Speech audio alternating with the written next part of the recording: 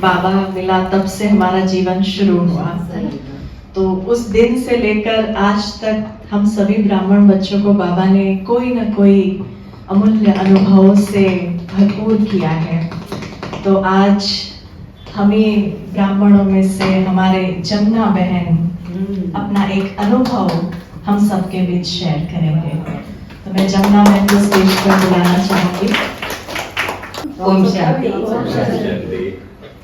हम लोग बिल्कुल ज्ञान में आए तो इतना कुछ मालूम नहीं था एकदम से, क्योंकि कभी देखा ही नहीं, कभी गया ही नहीं, अचानक ज्ञान में आई। और ज्ञान में आने के बाद में मतलब काफी दिन ऐसे भाग दौड़ बहुत रही, कहीं कुछ भी सुनना है, मुरली सुननी है, छोड़नी नहीं है। लेकिन 2 साल तो बहुत अच्छा चला, फिर बाद में थोड़ा सा तूफान आ गया और तूफानों ने घेर लिया तो सब मतलब ऐसा आप समझो कि वो बंद हो गया, नीचे उतर गए हम वापिस। उसके बाद के बाद काफी दिन मुरली कम हो गया था, अब आ गया। और इतना मतलब अच्छा सहयोग आज दिलीप भाई और कल्पना बेन ने हमको दिया, माँ बाप के जैसे पाला। जब जाके बोला हमको ऐसा है तो तुरंत हमारा मतलब समाधान कर देते, हमारा मतलब हमको पूरा तुरंत दे देते, नहीं जमुना बेन ऐसा नहीं, ऐसा होगा, अच्छा है, सब अच्छा ही होगा। कभी मतलब ऐसे जैसे माँ बाप कैसे माथे पे सिर पे हाथ रखते, इतना हमारी पालना किए। और इतना मतलब एक ऐसा उमंग रहता है कि मुरली नहीं सुना तो कुछ भी नहीं किया जिंदगी में। मैं तो बाबा को एक बात बोलती हूँ कि बाबा एक तो मेरी मुरली मिस मत करना कभी भी, और एक आपका सुबह शाम नहीं मतलब सुबह अमृत वेला कभी मेरा मिस मत कराना, और तुमको जो कराना कराना। मुझे 2 चीज कभी मिस मत कराना। ओम शांति। मैं इस पाठशाला में 9 साल पहले आया था ज्ञान लेके। तब से हम दिलीप भाई और कल्पना बहन को हमारे गार्डियन एंजल्स कहते हैं, क्योंकि उन्होंने इतना प्रेरणा दिया। कभी भी हमको ये नहीं समझे कि हम दूसरे दिन आए नहीं, ये होने ही नहीं दिया। इतनी प्रेरणा दिया हम लोगों को कि आप इसमें आगे बढ़ो, इसमें बहुत फायदा है आपका, इसमें आपको कंटिन्यूअसली आना है। और कोई भी दिन कभी भी ऐसा लगे तो हमको दिलीप भाई का वर्ड याद आता था, अरे जो भी हो जाए यहाँ तो आपको पहुंचना ही है, यहाँ तो कुछ भी करे पहुंचना है। और आपको जैसे होता है, इसमें से जो फायदा होगा वो आपको मैं अभी आपको खुद के अनुभव से आपको मालूम पड़ेगा। और सचमुच में ऐसे कंटिन्यूअस आते, पहले तो मेरा युगल आया और युगल कर को फिर बाद में 4-5 महीने के बाद मैं आया हूँ, यानी कि ये लक्ष्मी पहले आई वाली बात। तो उन्होंने बोला आप चलो तो सही, चलो तो सही। उस टाइम ड्यूटी भी करता था तो कभी टायर्ड होता था, चलो क्या नहीं आप चलो, अब चलो। फिर दिलीप भाई का सुनने के बाद और मतलब उसमें और इंटरेस्ट बढ़ता गया। तो बाद में ऐसा हुआ कि खुद को फिर अनुभव जब होने लगा, ऐसे में एक दिन का अनुभव समझते काफी पुराना है थोड़ा। तो जब मेरे को ज्ञान में 4-5 साल हुए होंगे, युगल सर्विस में जाते थे, मैं फिर रिटायर हो चुका था तब तक। तो घर में क्या है, सुबह दूध आ जाती है 6 बजे और वो बाहर डाल के चले जाते हैं। और उन्होंने मुझे बोल के गया था, आप अभी घर में हो तो जरा ध्यान रखना, दूध बाहर डाल के जाते हैं तो जरा ध्यान रखना, उसका टाइम पे लेके बॉइल कर तो खराब हो जाती है। और गर्मी का मौसम था और 3-4 बार ऐसे इंस्टेंस भी हुआ है, 2-3 घंटे लेट भी हो गए बॉइल करने को। तो 10 बजे निकाले, 11 बजे निकाले, पूरे स्पॉइल हो गए थे, पूरे 2-3 लीटर दूध खराब। तो उसमें क्या हो गया, उस दिन मेरे ध्यान में तो बात ही निकल गया, मैं कहीं बाहर जाके आ गया और ध्यान ही निकल गया, बाहर ये दूध पड़ा हुआ है।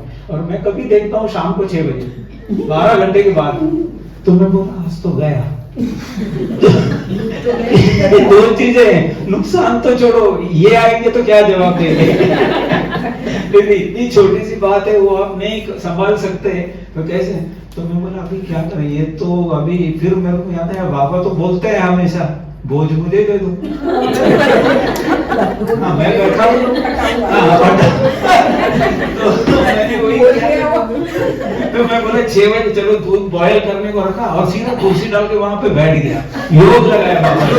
भाई ये दूध तो मुझे पूरा खराब, बिल्कुल खराब नहीं होना मुझे, क्योंकि बाबा आपका बच्चा हो किसी और का जवाब, लेकिन युगल हो तो उसको भी जवाब देना पड़ता है। तो ये बच्चे का इज्जत रखना करके बैठे योग किया मैंने और बैठ सचमुच वो सरप्राइज वाली बात है, पूरा वो बैठ के मतलब कुछ इधर उधर देखा नहीं, अवेयरनेस रख के सिर्फ ऐसे बैठ गया, बाबा बाबा करते बैठ गया। अच्छा दूध बॉयल हो गया, मैं बोला वाह जादू हो गया। वो जैसे ये बोलते हैं ना बाबा मुझे यूज करो, मुझे यूज करो, मैं सचमुच उसने यूज किया बाबा को। ऐसे मुझे लगा एंड वो प्रेरणा में क्यों सुनाता हूँ कि मैं औरों को भी ये मालूम पड़े कि ऐसा होता है, और बाबा ऐसे रियल फैक्ट है कि मतलब भोज मुझे दे दो बोलते मैं भोज देख के बैठ गया था। बोले तो उस दिन वाला दूध तो इतना पावरफुल होगा नहीं वो तो होल हार्टेड वाइब्रेशन दिया उसको। ताकि होगी पीने से खूब सारा। हाँ, और दूसरा अभी एक रिसेंट हमारे कंसंट्रेशन भी बहुत अच्छा हुआ। जवाब देना है ना किसी को। और दूसरा एक अभी रिसेंट का इंस्टेंस है, 2 महीना पहले का। मैं नॉर्मली पाठशाला से निकल के धूप रहता है ज्यादा, तो मैं सोचता हूँ बैंक का काम है जो भी जल्दी सुबह करके फिर घर पहुंच जाऊँ धूप निकलने से पहले। ये शायद तो मैं पाठशाला में भी नहीं सुना है, अभी 2 महीने की पहले की बात है। मैं क्या हुआ, मुझे जरा कैश विड्रॉ करना था, दिलीप भाई के वहां से क्लास से निकले सीधे बैंक पहुंच गए। वेस्ट में बाल भारती के सरस्वत बैंक है, नाम के साथ मैं बताता हूँ ताकि वो अपने बहुत पूरा।